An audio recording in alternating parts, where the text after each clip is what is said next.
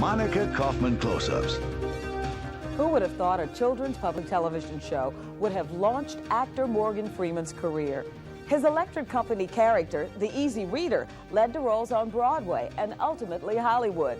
This summer, he is featured in 2 movies, including a historical film loosely based on the novel Moll Flanders.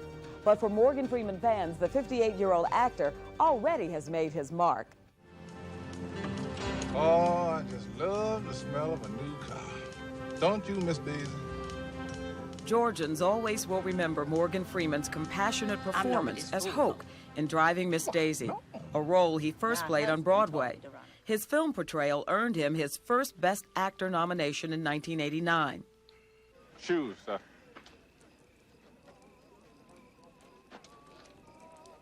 The men need shoes, Colonel. But it was his role as a former gravedigger turned sergeant in Glory that means the most to Morgan. He says the film about an all-black Union regiment in the Civil War is one of the most important things he's done. Rehabilitated? Well, now, let me see. You know, I don't have any idea what that means. His extraordinary performance as a prison inmate in Shawshank Redemption earned Morgan yet another Best Actor Oscar nomination. California, stay away from here. Stay away from here now. Don't come in here. Whatever you hear, stay away. John Doe has the upper hand. Mills! In the suspense thriller Seven, Morgan played a burned-out cop opposite Brad Pitt. The movie is his most popular to date. You were acting, 20 years before you finally got the appreciation and the recognition. But I understand that being known as a star is not something that excites you. You consider yourself a character actor. Yeah. I don't, what I'm trying to separate from is there's a danger in stardom, and that danger is that you no longer get character parts. You have to be recognizably you know? Which I don't want. I always want to hide. I always want a character to play. I always want costume. I always want to look different. I don't want to be John Wayne. I don't want to be Spencer Tracy. I don't want to be, but it's happening anyway, you know. It is happening. I don't want to embarrass you, but I brought you a gift. I understand you existed on these Baby Ruths in the beginning of your career. And I never want to see another one in life. Oh, come on. I understand on the farm you keep those in a little container on an island along with this. When I was in San Francisco, I was studying dance. It cost me $2 a day for dance classes. So I used to go and do whatever I could do to get that $2. And what I did most was go over and work at a car wash for tips. Then I would get my, and if I was very lucky, I'd get an extra quarter, because a quarter-pound Baby Ruth cost 25 cents. And that would be my sustenance. And the way I was given a scholarship to the Mason and Kahn Dance Studios in San Francisco, because I walked in one day with my Baby Ruth, and the lady said, every day you come in here eating a Baby Ruth. And I said, dinner. She said, what? I said, well, this is my meal. She said, you're joking. I said, no.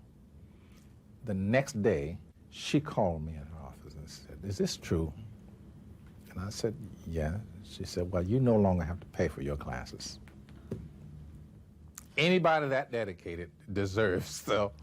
The days of eating candy bars for dinner are far behind him, but the challenging roles are not.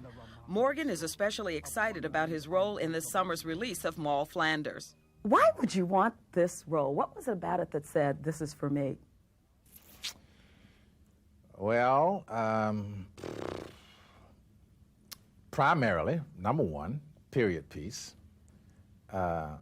Imagine someone who has written a character for a black actor in 17th century England. You don't run across those every other day in your life.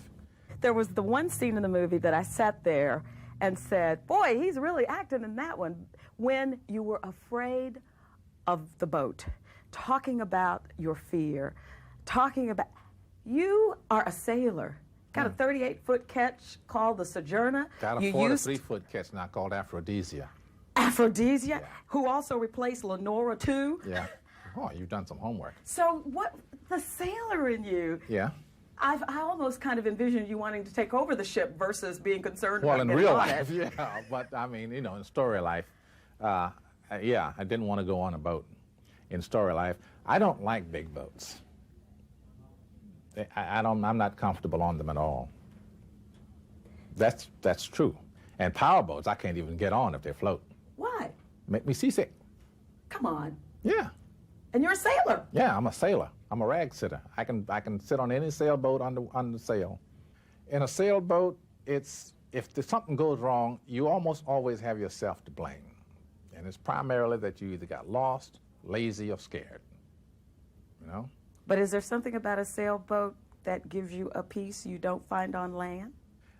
Being at sea is, how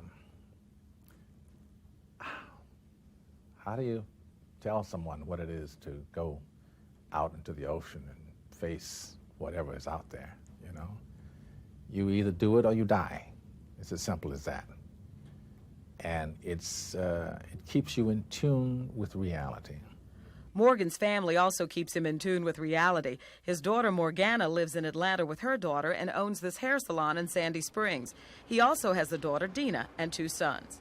Morgana, when I interviewed her in Atlanta, she told me the one phrase she remembers from you growing up that sticks in her mind, and she even finds herself saying it to her child, is a will. Yes. Oh, heavens, yeah.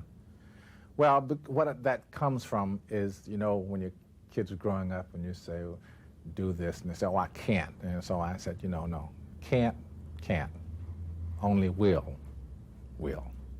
Although Morgana preferred not to appear on camera, she recalled as a child her father loved to play practical jokes. Funny story Morgana told me had to do with Dina when she was little. You both got on a bus at different times, and you pretended like you didn't know each other. Do you remember this story? Well, I always did things like that with them. Why? Well, I don't know. There's a devil in me.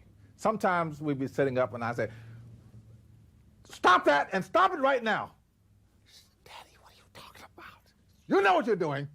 You just embarrass me. I'm just devilish, you know. Morgan Freeman spent a lot of time in Chicago growing up, but he calls Mississippi home. His grandparents helped raise him on a farm the actor now owns in Charleston, Mississippi. He visits the farm with his second wife, Myrna, whenever he can. You go to Mississippi to do what? Ride the tractor and? Just to be there, chilled out, riding my horses, playing with the lands. As a matter of fact, I changed clothes. You would have seen Mississippi mud on my socks because yesterday morning, we've just blown up a beaver dam or 2 out in back of me because they flooded the whole backside of my land. You know, so you got to go out there and you got to do all these things, you know, wading around in the mud up to here because there's a beaver that's got a dam out there. And I don't want to hurt the poor deer, but look, darling, you got to move. Yeah, no. Hello, man. Hi, loser. How are you, dear? It's Tracy, Somerset. Hello. Very happy to meet you. I've heard a lot about you. Morgan Freeman is at long last getting juicier film offers, but this resilient grandfather seems to appeal to an even younger generation. Brad Pitt may have been proclaimed sexiest man alive, but ask Brad's girlfriend, Gwyneth Paltrow, what she thinks. Gwyneth Paltrow said, and I thought it was true in this movie, that you are the sexiest man alive. Way to go, Gwyneth. Way to go, babe. So are you. I don't mean man, babe, you know. Hey, no, let's go back. I love you, Gwyneth. Brad, be cool. You make fun of it, but you are. Is that you, or is that artifice? No, that's me. That's definitely me. Let's make no mistake about it. Morgan Freeman loves the movie so much, as a kid he used to collect milk and soda bottles. He would trade them for ticket money so he could go to the movies every day.